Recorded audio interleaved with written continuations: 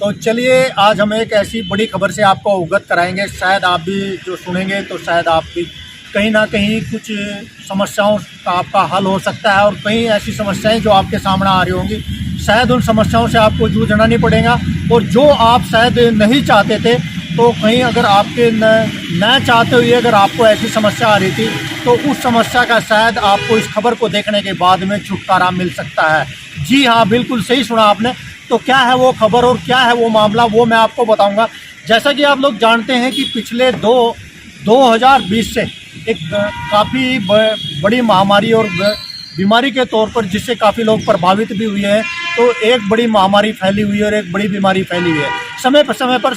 सरकारों की ओर से, राज्य सरकार की बात करें चाहे केंद्र सरकार की बात करें, समय समय पर कई ऐसी गाइडलाइंस भी जारी की जाती हैं। मैं आपको बता दूं कि जैसे कि ज़्यादा भीड़ भाड़ ना हो ऐसे सार्वजनिक स्थलों पर, या फिर कोई ऐसी मूवमेंट ना हो, या फिर कोई ऐसे प्रदर्शन ना हो, या फिर कोई भीड़ इकट्ठी ना हो, या फिर कोई भी व्यक्ति बिना मास्क के कहीं पर भी किसी भी तरह की मूवमेंट ना करे, या कहीं भी किसी बिना मास्क के कोई भी व्यक्ति पाया जाता है तो उस व्यक्ति के चालान किए जाते हैं प्रशासन की ओर से। तो मैं आपको बता दूं कि लेकिन जिस तरह से अभी ये तीसरी वेव आई है, 2022 में शुरू हुई है दूसरी वेव, 2022 का जो तीसरी वेव है ये 2021 के लास्ट में शुरू हुई है, तो जिस वायरस का नाम ओमिक्रॉन बताया जा रहा है। और उस तीसरी वेव में जो ओमिक्रॉन जो वायरस आया है, उसी के मद्देनज़र जो केंद्र सरकार की बात करें या चाहे राज्य सरकारों की बात करें, उन्होंने भी अपनी ओर से जो गाइडलाइंस है फिर जारी की है। और वो गाइडलाइन क्या थी वो मैं आपको बताता हूँ कि शायद आप सभी लोग जानते भी हैं कि गाइडलाइन थी कि इस बार जो ओमिक्रॉन की जो तीसरी लहर आई थी, उसके मद्देनज़र सरकार की ओर से एक सख्त निर्देश जारी किए गए थे। और जिस तरह से मैं आपको बता दूं कि 5 राज्यों में जो विधानसभा चुनाव चल रहे हैं, लेकिन ओमिक्रॉन के बढ़ते हुए मामलों को देखते हुए विधानसभा चुनाव में जिस तरह से रैलियों को स्थगित कर दिया गया है और इस तरह के कार्यक्रमों को स्थगित कर दिया गया है चुनाव आयोग की ओर से, इसी को देखते हुए, लेकिन मैं आपको बता दूं कि एक जो बड़ी खबर है वो जो निकल कर सामने आई है, और कहीं ना कहीं आप भी इस खबर को जानने के बाद बेहद खुश हो जाते हैं। मैं आपको बता दूं कि एक एनजीओ की ओर से एक याचिका दायर की गई थी सुप्रीम कोर्ट में, और सुप्रीम कोर्ट का जो केंद्र सरकार ने सुप्रीम कोर्ट में जो एक जवाब दायर किया है, जो जवाब दिया है, उसमें जवाब ये है कि जिस तरह से राज्य सरकारों की ओर से या केंद्र सरकार की ओर से ऐसे निर्देश जारी किए गए थे कि कोई भी व्यक्ति अगर सार्वजनिक स्थानों पर या फिर कहीं उसको बाहर ट्रैवलिंग करता है, तो उसको ट्रैवलिंग करने से पहले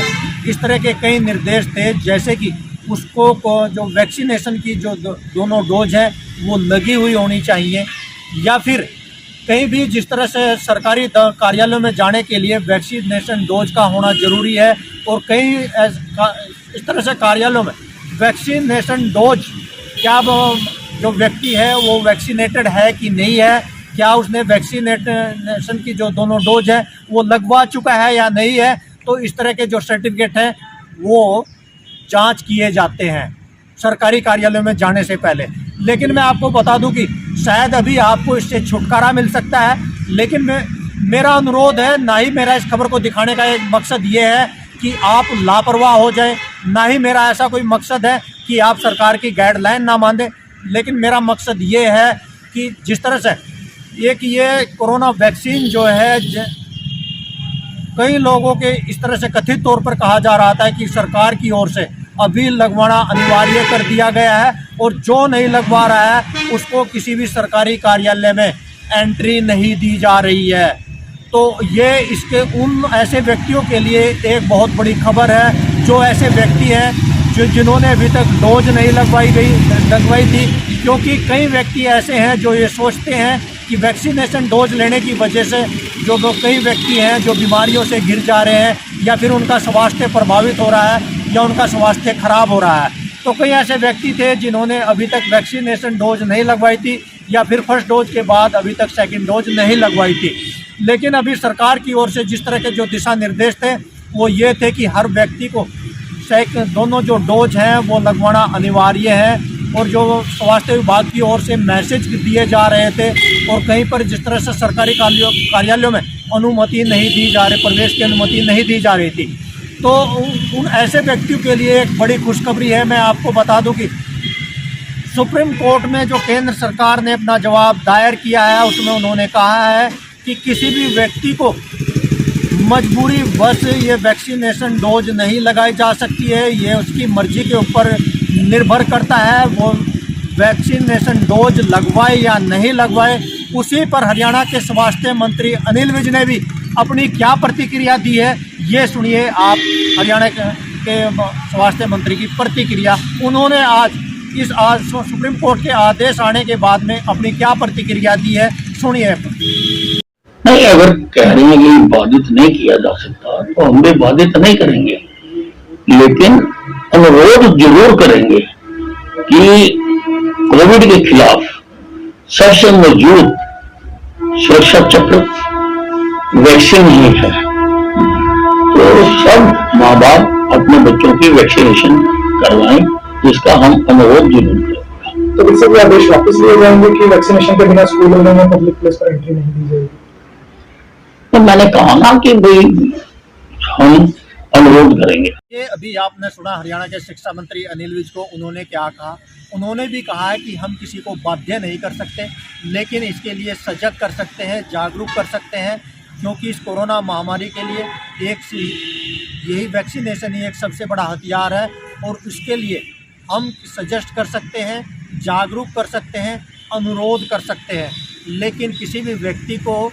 ज़बरदस्ती मजबूर नहीं किया जा सकता और न ही किसी व्यक्ति को इसके लिए बाध्य किया जा सकता।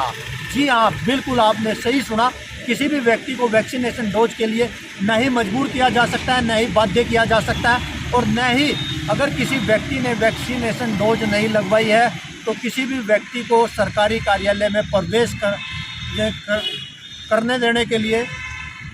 जो नहीं दी जा रही थी, तो इस तरह की भी अनुमति देने से इनकार नहीं किया जा सकता, क्योंकि इस तरह का जो फैसला है वो सुप्रीम कोर्ट की ओर से आ चुका है। और सुप्रीम कोर्ट में जो केंद्र सरकार की ओर से अपना जवाब दायर किया गया था, वो जवाब दायर किया गया था उसी के मद्देनज़र आपने भी हरियाणा के स्वास्थ्य मंत्री अनिल विज को भी सुना। तो जो भी समय इस खबर को देख रहे हो, ज़्यादा खबर को लाइक करते रहे और शेयर करते रहे, लेकिन मेरा भी जो भी समय इस खबर को देख रहे थे वो ज़्यादा से ज़्यादा लोगों तक इसको शेयर करें, ताकि किसी भी व्यक्ति को इस तरह से मजबूर ना किया जा सके किसी भी प्रशासन की ओर से। लेकिन मेरा अनुरोध यह भी है कि साथ साथ आप अपना ख्याल रखें, आप अपने स्वास्थ्य के प्रति सजग रहें, जो सरकार के निर्देश हैं उनका पालन करते रहें, क्योंकि जिस तरह से अभी महामारी और बीमारी ये फैली हुई है, आप अपने सुरक्षा में ही, तो सजगता में ही सुरक्षा है, और आप सुरक्षित रहें, ये सबसे बड़े आपके लिए भी, आपके परिवार के लिए, हरियाणा राज्य के लिए और हमारे देश के लिए बहुत ज़रूरी है कि आप स्वस्थ रहें और आपका जो परिवार है वह भी खुश रहे। तो ये एक बहुत बड़ी खबर थी जो आज निकल कर सामने आई है। तो इस तरह से किसी भी व्यक्ति को बाधित नहीं किया जा सकता है।